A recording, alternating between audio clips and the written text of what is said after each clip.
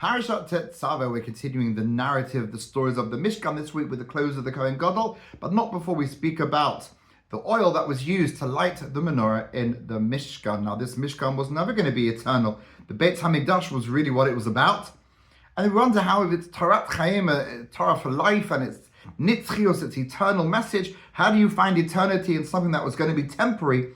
So the commentators look for the symbolism, and I think the symbolism is so much part of the construction of the Mishkan. So Rashi draws our attention to the fact, this is quoted by the Tetzaveh, that the oil that was used was the best quality oil used for the lighting, and for the menachot, for the flatbreads that were used, or the breads that were used for part of the sacrifices, any olive oil would do. And Rashi contrasts this with earthly kings who would put the better quality oil for their own physical comfort, for their food, and use poorer quality oil for their lighting. And the contrast between the ways of Hashem and the ways of human beings is being drawn out by the commentators. And we know that the symbolism of the menorah is Torah, is illumination, it's truth, and food, whilst it plays a significant part in how we live our Jewish lives. Shabbat, 3 meals, building up for Mishloach Manot, Matanot Le'Evyonim, the meal on Purim. So if we don't escape food, we don't have to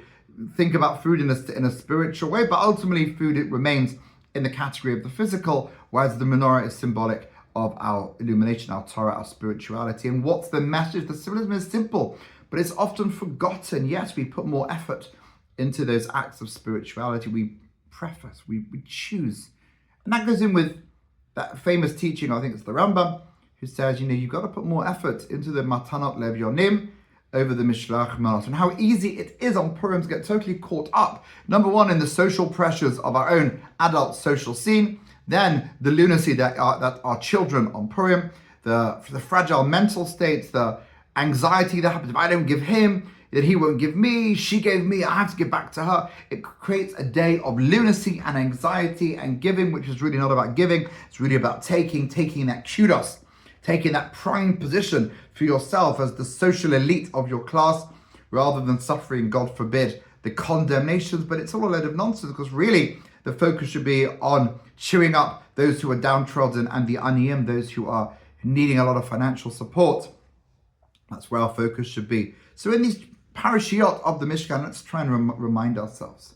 We're all going to make a big deal about booing for Haman and banging for Amalek. Maybe that's the custom. Timcha Zecha Amalek. And people wanting to destroy this evil in the world, but maybe we sometimes contribute to it.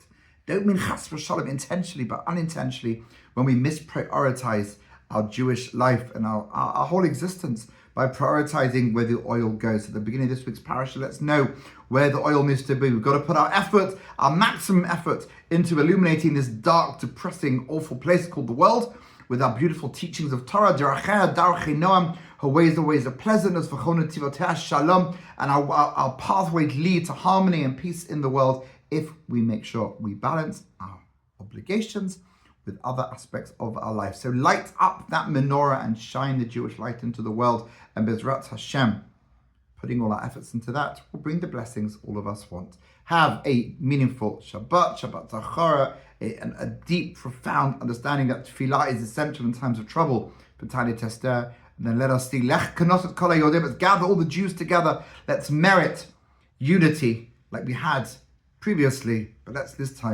keep the unity, preferably without there being an external threat needing to unify us, but recognizing the beauty of Purim is the achdut and the ahava, the unity and the love for all of each other, all humanity and the Jewish people. Take care, my friend. Shabbat Shalom.